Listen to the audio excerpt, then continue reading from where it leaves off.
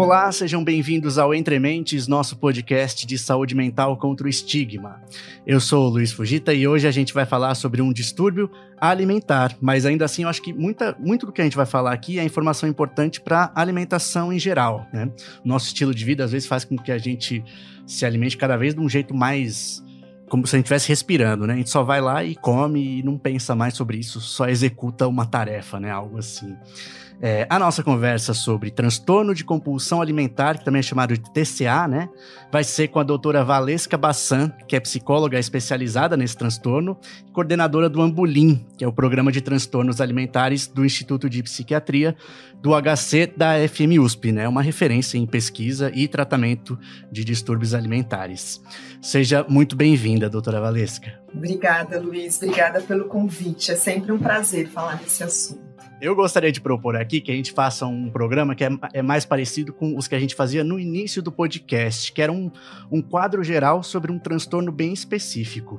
Ainda assim, acho que é impossível a gente não falar um pouquinho, pelo menos, sobre pandemia, porque acho que o impacto sobre a alimentação é evidente, né? Então, mais só um pedacinho ali no final para a gente dar uma pincelada nesse tema.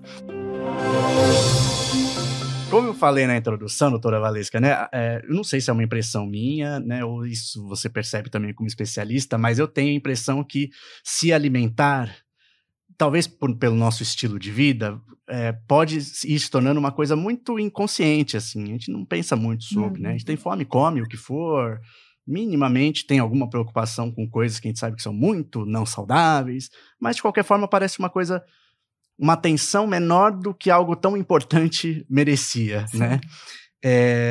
Então, antes de falar sobre o transtorno em si, queria que você falasse um pouquinho sobre, de forma geral, sobre alimentação, né? Um mecanismo mental, assim, do que está envolvido quando a gente tem fome e a gente come, depois o que a gente sente, né? Depois que a gente come. Tem como traçar um quadro geral nesse sentido? Sim. Sabe que tem interessante isso, né? Porque a gente as coisas acabam coincidindo de eu estar estudando um pouco mais sobre o comportamento alimentar. Então, o que a gente aprende desde sempre? Comer. Não importa o que está comendo, e ali, quando começa a introdução alimentar, é alguém que faz a sua comida e você vai experimentando. Então, a comida tem um pouco disso, de treinar paladar, né? Então, assim, tem pessoas que não conseguem comer, por exemplo, saladas e frutas, porque esse paladar foi pouco treinado enquanto era criança. Agora, comer vai muito além do se alimentar e nutrir. Também tem o comportamento de se alimentar. Então, assim, a comida, ela faz parte das festas, das comemorações. Então, sempre que você tem por exemplo, terminou a faculdade, vou entregar o meu TCC hoje, vamos sair para a gente tomar alguma coisa e comer algo, né? Então, a comida, o alimento, ele vai tendo algumas funções na nossa vida que passa despercebido. Sim, uma coisa cultural muito forte, tão forte, mas não parece que não existe, né? Exatamente. E até pensando na cultura, né? Em velórios nos Estados Unidos, se serve comida. Sim. Né? A gente vê nos filmes, seriados. Exatamente. Então, assim, a comida, além dela estar ligada com essa parte de nutrição, de nutrientes, enfim, ela também está ligada aos nossos afetos, às nossas emoções. Então, o ato de comer, ele não é só porque eu estou com fome. Quando eu falo só, eu coloco várias aspas, porque o ato de comer, ele envolve como eu estou me sentindo, a maneira como eu estou me sentindo vai fazer com que eu escolha o alimento X ou Y, né? Tem aquele alimento que é mais confortável, e os alimentos mais confortáveis, eles nunca são os mais saudáveis, porque não é? Os confortáveis é aquele que tem bastante gordura, então é um lanche, uma pizza, que traz mesmo esse, que chama aí os fast food, né? Eles são alimentos comfort food, porque traz esse conforto ali minimamente. Uma outra questão do alimento é qual é a interpretação, não é a palavra, mas como eu interpreto aquele momento de me alimentar. Então, por exemplo, a sopa, né? Quando eu falo para você assim, Luiz, sopa significa o quê para você? Nossa. Sim, o que você pensa? Isso eu penso bem, é que a gente usou já esse termo para outro tipo de comida, mas conforto é uma coisa que me vem à mente, assim. Eu relaciono muito a você estar talvez numa situação um pouco vulnerável, como tá meio doente, ou convalescente, ou um dia frio, que também é uma coisa meio, tô meio, uma coisa mais intimista, talvez. Fica uma coisa meio down, né? Um pouquinho. Pois é. Para mim, eu penso na sopa numa noite fria, mas que eu possa tomar essa sopa, que aí eu posso chamar um amigo, ou mesmo com um familiar, tomar uma taça de vinho. Então, a sopa, para mim, tem esse significado, né, de uma noite gostosa. A sopa, para você, tem esse significado de uma coisa meio down, meio gelada, pouco afável. Sim. Assim, eu te pergunto sobre sorvete, né? Só 2 exemplos rapidinho. Sim. Aí, sorvete é bem o oposto, assim, eu me lembro imediatamente um cenário de praia, um verão, alguma coisa muito alegre. Mas uma pessoa que tirou a amida, sim. Ela vai tomar só sorvete. E aí o sorvete, em algum momento, pode vir ser aversivo para ela, porque ela vai remeter à lembrança daquela dor que ela sentia, da cirurgia, isso. Então, percebe que, como alimentação, ela vai muito além. Sim. Ela vai muito além do simplesmente comer. E é por isso que vira no automático, porque são perguntas que, se você fizer para os seus amigos, cada alimento, até se a gente pode incluir a bebida também, né? Vai ter ali quem tomou um porre numa ressaca de uísque, o uísque ficou aversivo, ele já não vai fazer parte daquela comemoração. Sim. E, doutora Valesca, esses alimentos confortáveis, né? A gente gostar mais deles, né? Tem alguma coisa além do físico, assim? É uma coisa, acumular calorias, que a gente sabe que tem uma influência, ou aditivos que são colocados e aí fazem a gente querer comer mais deles. Tem alguma coisa mais psicológica envolvida em a gente gostar mais deles do que de uma salada, por exemplo? Ele serve como uma recompensa, né? Então tem uma parte ali do cérebro que é aquela partezinha da recompensa, e esses alimentos que são mais gordurosos, mais doces, então eles trazem essa recompensa ativa, né? Essa parte do cérebro da recompensa. Então faz com que a gente queira mais. A sensação que me dá de comer aquilo é melhor do que comer uma salada de carpaccio, porque é gelada, ainda mais agora que está friozinho, por exemplo. Sim. Então tem isso que a gente fala aí um pouquinho da parte mais científica da coisa e tal, né?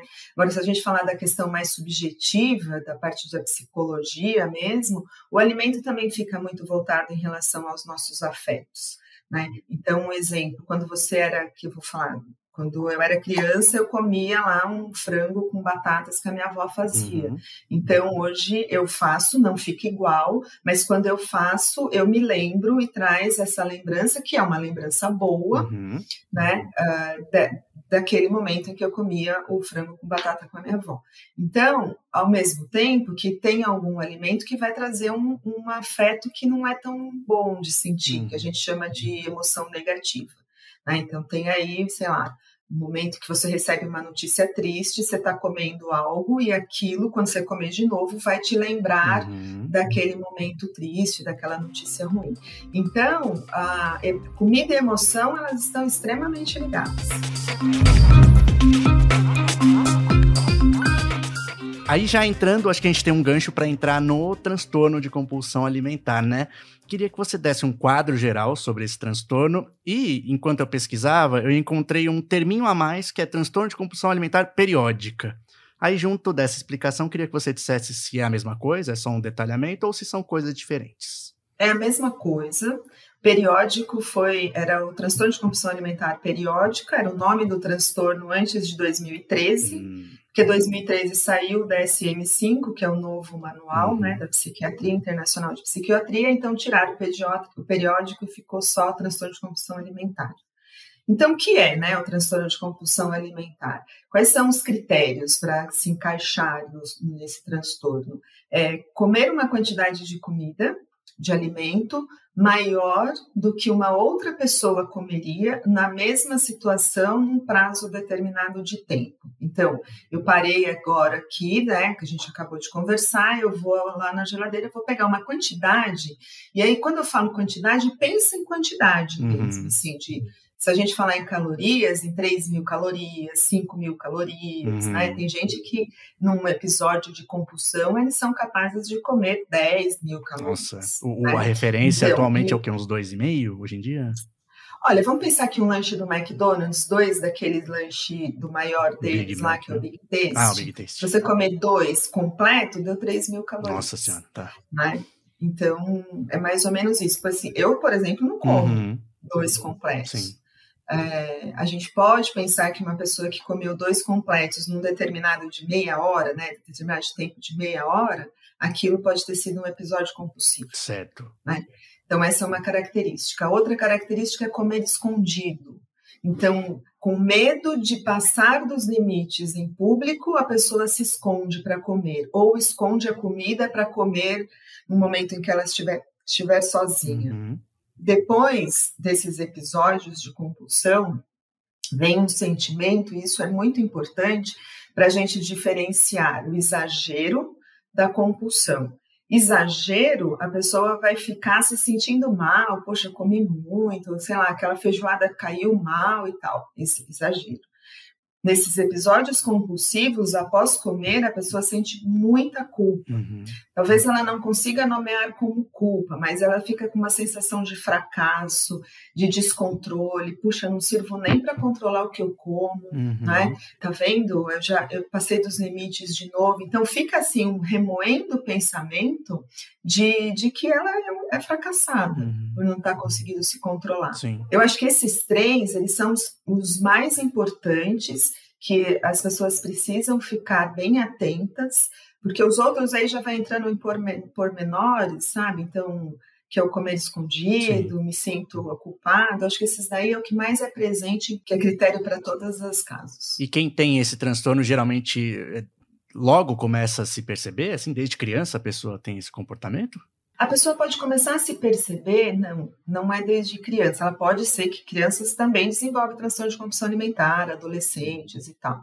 Mas sempre que acontece o que desencadeia, né, a compulsão alimentar, teve algum acontecimento na vida dessa pessoa, sabe? Então, se a gente pegar na linha do tempo, normalmente o que vem contando assim, eu sempre fui uma criança... desculpa, tem uma coisa que é importante. Também históricos de dietas. Então, são pessoas que fizeram por muito tempo dietas restritivas. Né? Então, dietas restritivas, elas são gatilhos para desenvolver transtorno alimentar, inclusive o transtorno de compulsão alimentar. Né? Então, se a gente pegar assim, na linha do tempo desse paciente, de uma pessoa que começa a contar a história dela, ela sempre tem ali que ela era muito gordinha quando era criança, e aí alguém ficava sempre proibindo a comida, né? Então não come doce, evita, olha, você está comendo muito, ficava fazendo esses apontamentos. Ou em algum momento da adolescência que tem o estirão, ela engordou e também ficava falando. Tenho casos de pessoas que a mãe levou para fazer dieta e levou para o endócrino, começou com dieta com 9 anos, com 10 anos, né? Dieta de tomar remédio. E aí, por algumas circunstâncias da vida, tem algum acontecimento traumático, né? Pensar no acontecimento traumático pode ser qualquer coisa, porque o que é trauma para um não é trauma para outro, e a partir dali ela desenvolve a compulsão alimentar. Então, eles começam a perceber, primeiro, que pode haver, não é regra, mas pode haver um grande ganho de peso, porque está comendo muito, né? E aí ela começa a perceber, poxa, mas o que eu sinto depois que eu como não é a mesma coisa que eu sentia antes. Agora vem um desconforto emocional muito grande.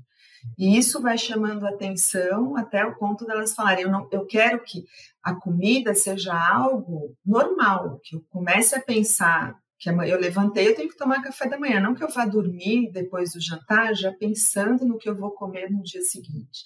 Né? Então, pensamento da comida, o que eu vou comer, como eu vou comer, se eu vou engordar, se não vai engordar, ocupa quase que o tempo todo dessa pessoa, ocupa o pensamento dela todo. E, doutora Valesca, só para esclarecer, nessa sequência que você falou, por exemplo, né, de um caso típico, a pessoa, por exemplo, ela tem alguma coisa de insatisfação com a autoimagem ou uma dieta restritiva, e esse evento mais pontual que você falou, ele não necessariamente tem a ver também com esse universo da alimentação. Pode ser uma outra coisa ou sempre também tem a ver com aquilo? Não, pode ser uma outra coisa. Pode ser, por exemplo, um bullying na escola. Aquilo ficou na cabeça da pessoa. Vou te contar um exemplo que eu acho que fica mais fácil, né? Teve uma paciente que ela contou que ela foi chamada de gordinha quando ela tinha aí aproximadamente 8, 9 anos e não deixaram ela ficar na balança lá no playground onde ela morava.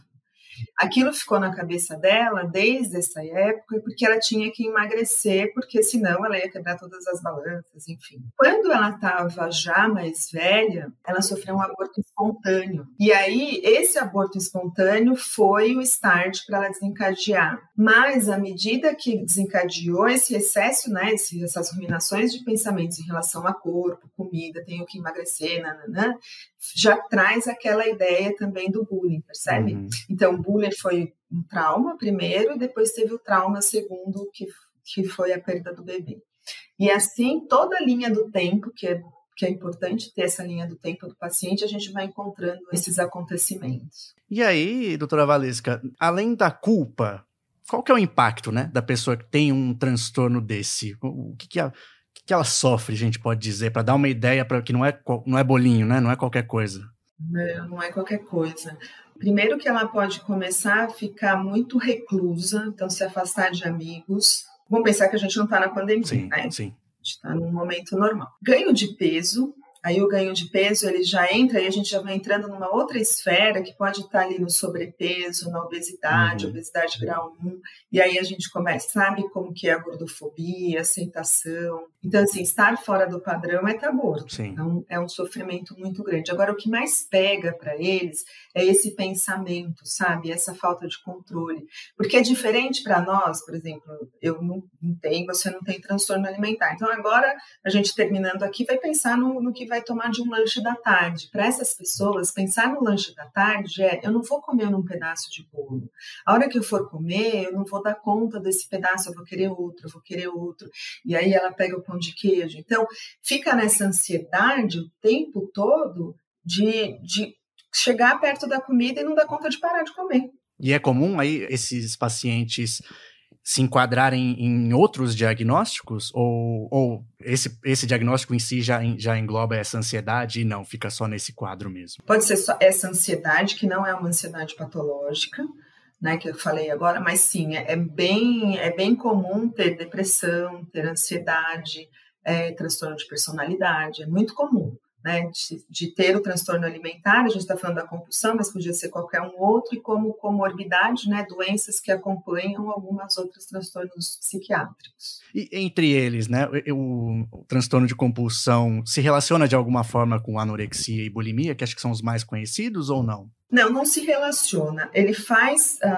na bulimia tem compulsão alimentar. Né? Então, bulimia tem episódios restritivos, que a pessoa faz a dieta, depois episódios de compulsão alimentar, seguido de um comportamento compensatório. O que é esse comportamento? Pode ser vômito, pode ser uso de laxantes, diurético, excesso de exercício, ou voltar para a dieta restritiva.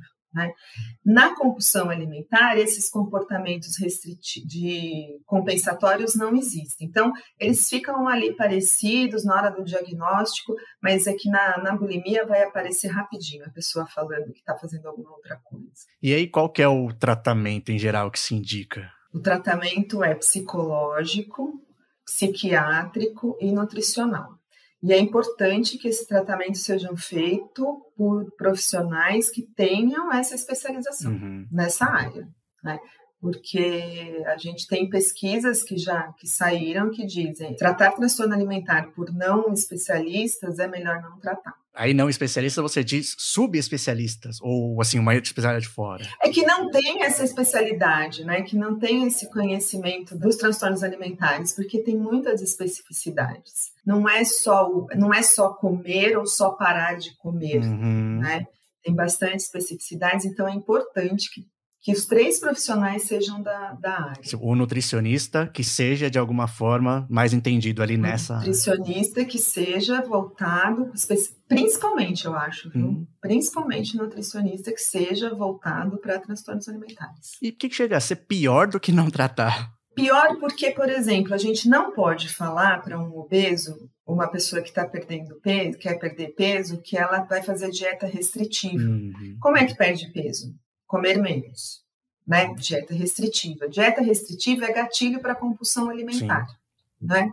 Então, você vai lá com compulsão alimentar pedindo para emagrecer, o nutricionista que não entende, o terapeuta também que não tem esse entendimento de que vai ser gatilho para a compulsão, o paciente está lá, ele sabe que ele tem compulsão alimentar, ele tem o entendimento, só que a todo momento a gente tem que falar para ele que se ele não tratar a compulsão, ele não vai conseguir perder peso. Porque se ele fizer a dieta restritiva, ele vai ter compulsão. Então, olha, a conta não fecha. Eu acho que esse é o principal ponto. Quem tem compulsão alimentar não pode fazer dietas restritivas. Sim, que é justamente uma coisa que poderia facilmente ser indicada como primeira coisa por alguém não especializado. Exatamente.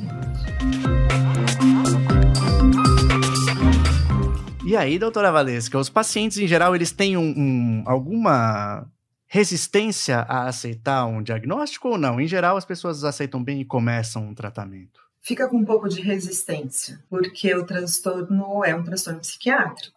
Então, muitas vezes você procura um psicólogo, por exemplo, para tratar questões existenciais. Ou se tem uma depressão. Mesmo a depressão e a ansiedade tem ainda muito estigma e preconceito em cima desses transtornos, que é tão comum e nesse momento está mais comum ainda. Então, para a compulsão não é diferente.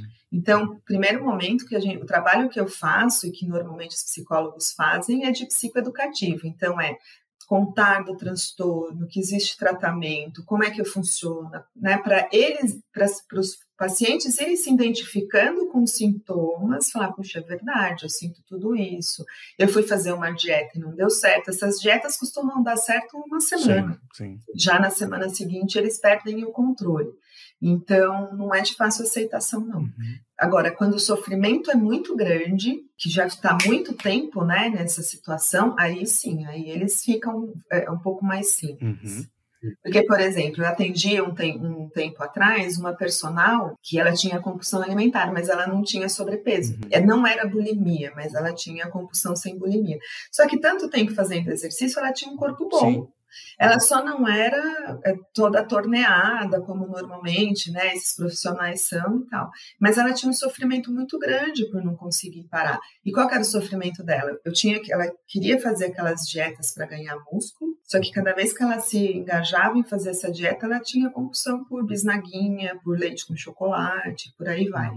Então, o sofrimento dela era muito grande, ok, ela ficou no tratamento. Você consegue dar uma palhinha, doutora Valesca, de uma orientação assim, comportamental que se faz para um paciente, né? Como é que ajuda a simples terapia, né? Simplesmente falar para a pessoa o que se diz para ela que consegue ajudar para uma coisa que parece tão difícil, né?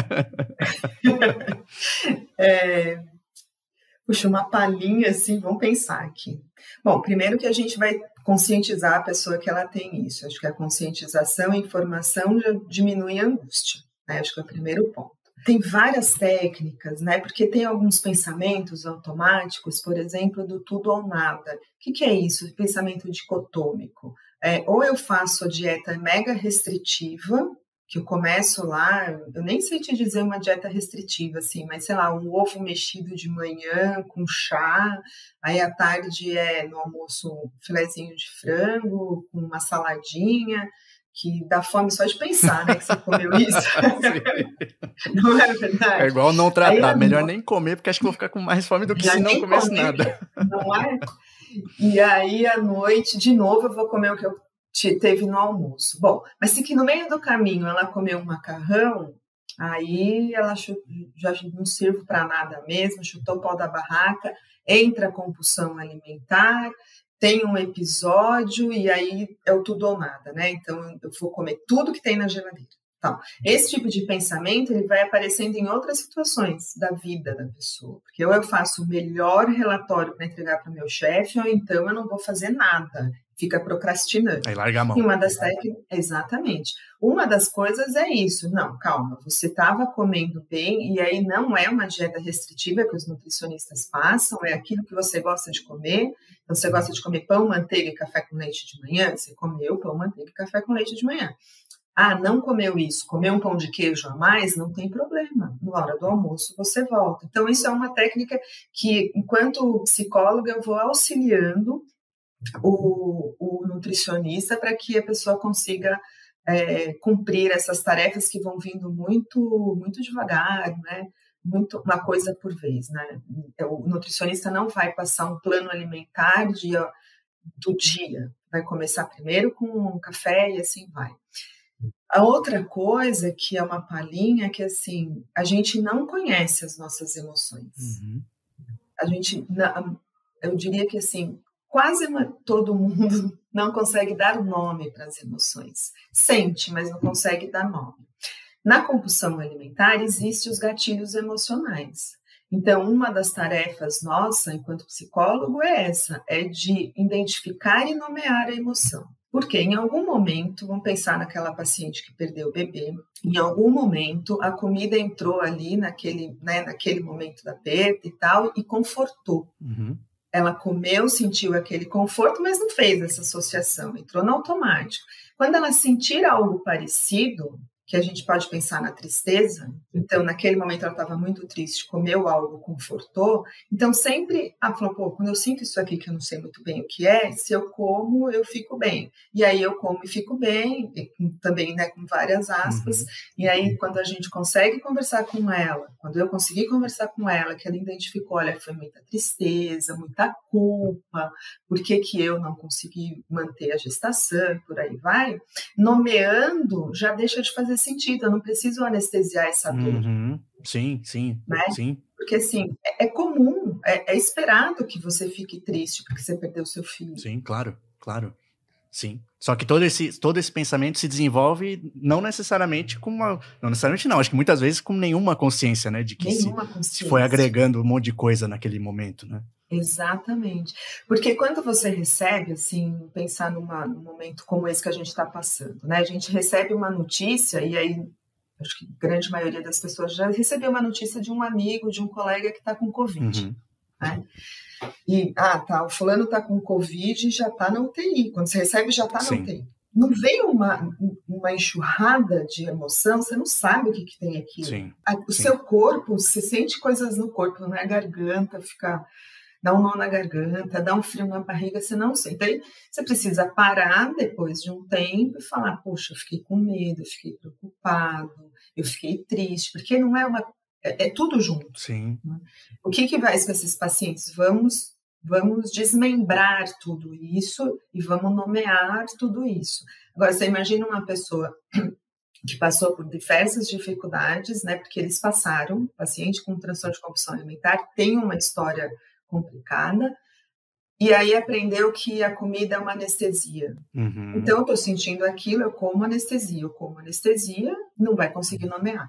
Então, acho que essa é uma palhinha aí de como é que funciona. Não, foi ótimo, já deu para dar uma... Fácil falar, difícil fazer. Sim. Né? Então...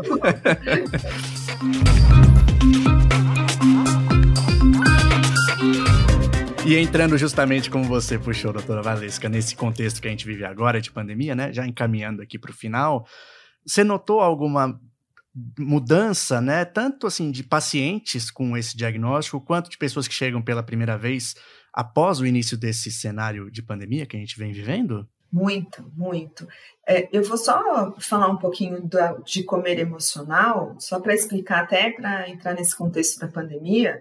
O comer emocional é isso, né? Ele não é um transtorno de compulsão alimentar, mas é aquilo que a gente falou de envolver todos os afetos e que a comida tem esse poder de analgesiar, né? De anestesiar um sentimento, uma emoção negativa.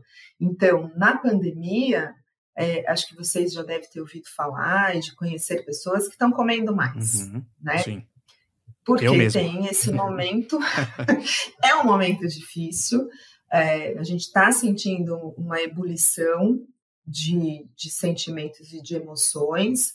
As emoções, elas ficam em lupa, porque é tudo muito, né? Então, se você fica triste, você fica muito triste, se você fica feliz, você fica muito feliz. Então, a comida entra, esse comer emocional fica muito presente, por isso o ganho de peso. Além de você estar em casa, a grande maioria também trabalha em casa, é mais fácil comer, tem esse acesso, menos exercício, porque se está numa empresa, você sai, toma café, vai almoçar, dá uma volta, né? Tem esse movimento, em casa home office, sala, cozinha, banheiro, enfim, por aí. Então, os transtornos alimentares, eles pioraram, porque aí os gatilhos emocionais, eles podem estar presentes. É interessante isso. Os gatilhos emocionais, quando eles estão presentes no ambiente familiar, no ambiente, né, na casa, aí essas pessoas passaram a ter ou pioraram o transtorno alimentar. Agora, quando os gatilhos são no trabalho, o home office tirou o gatilho. Então, essas pessoas melhoraram. Né?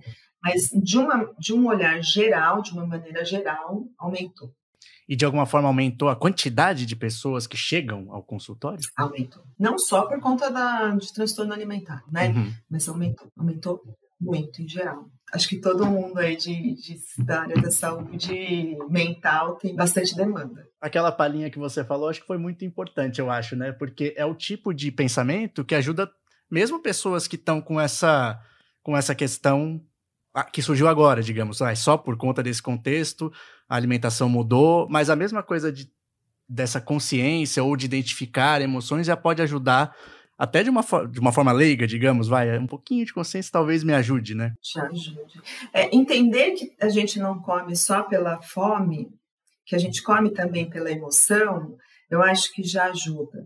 É assim, tem uma pergunta que eu sempre falo para os meus pacientes, né? Então, você acabou de almoçar, e aí vem aquela vontade, né? Você fala, preciso pôr alguma coisa na boca. O que é isso que eu estou sentindo agora? É fome? Bom, mas fome pode ser que não seja porque eu almocei faz 1 hora, né? E ainda não é. Então o que é? Porque esse pensamento você já começa a se observar. Talvez você não chegue à resposta, o que eu estou sentindo agora é tédio. Talvez não chegue, porque a ajuda do profissional vai ser importante. Mas vai saber assim, bom, mas já não é fome. Mas é uma coisa que você está com vontade de comer? Muita vontade mesmo, sim, porque se for vontade, você tem uma programação aí, vou pensar sempre na pizza, né? Pizza a gente sempre deixa para o final da semana, mas hoje é quarta, eu tô com vontade. Mas se eu já estou programada que eu vou comer com meu irmão na sexta, então eu posso esperar. Se você não puder esperar, se é algo muito urgente, você já sabe que não está com fome, ainda assim você quer comer, é alguma emoção que está com fome, não é você. Essa ideia é ótima. É porque geralmente quando vem, a gente simplesmente aplaca, né? Não tem essa reflexão nem um pouco. Exatamente, é isso mesmo. Legal.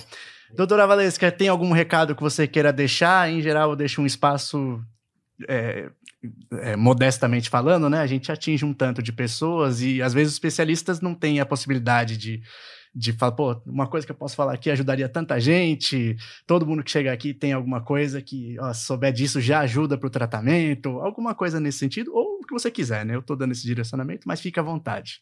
Tá bom, mas eu acho que é um pouco disso do que a gente falou agora, né? De parar para se observar.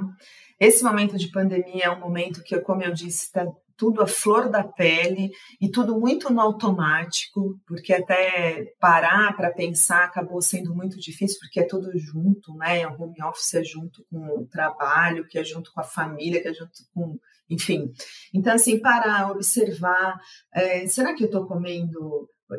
que é isso, né? Eu acabei de comer, eu tenho uma programação hoje, ainda eu quero sair, mas por que eu quero sair? O que está acontecendo? Então, dá esse tempinho, nem que seja aqueles 5 minutinhos do dia para se observar e se permitir. Então, assim, se permitir ficar triste, se permitir ficar com raiva, porque tudo isso que a gente está vivendo hoje, ele traz raiva, traz muita tristeza às vezes. Não, mas hoje eu estou feliz e tenho aí o jornal falou que teve mais não sei quantas mortes. Tudo bem, mas você tem o seu motivo, então se permita. Eu acho que a palavra nesse momento é se permita. Não é nada inesperado, né? É o mais natural, aliás. Exatamente, se permitir, não ficar tentando ser... Eu até falo para as minhas... A maioria que procura ajuda é mulher, né? Então eu falo para as pacientes, deixa de ser a mulher trator e olha para você. Não é porque, assim, tarefa dada é tarefa cumprida. Pode ser que hoje você não esteja afim e fazer nada é fazer algo. Sim. É o fazer nada. É descansar, é o fazer nada. Eu quero descansar, é um verbo, né? Verbo é ação, então não faça. se respeite, eu acho que é isso. E se começar a perceber que não está tendo controle mesmo, não hesitar em procurar ajuda. Que ótimo. Muito obrigado pela presença, doutora Valesca. Até uma próxima, porque o assunto da alimentação sempre, né, com psicologia, sempre vai ter coisa para a gente falar. Muito obrigado. Sim, obrigada a você pelo convite. Muito obrigada. Pessoal, obrigado por terem ouvido mais esse episódio. Eu gosto muito, né, dessa abordagem de terapia comportamental. Eu acho sempre que tem algumas orientações que a gente consegue aplicar na nossa vida prática, mesmo que a gente não tenha um diagnóstico de algum transtorno, né? Mas coisas que levam a gente a pensar sobre nosso próprio comportamento, né? Muitas vezes automático. E eu acho que ajuda a gente para a vida, né? Então esse episódio, mesmo que você não tenha um problema de compulsão, acho que vale a pena, né? Pegar algumas diquinhas e começar a fazer de forma mais consciente, né? Essa parte da alimentação que é tão importante para a saúde geral. Obrigado, gente. Até o próximo.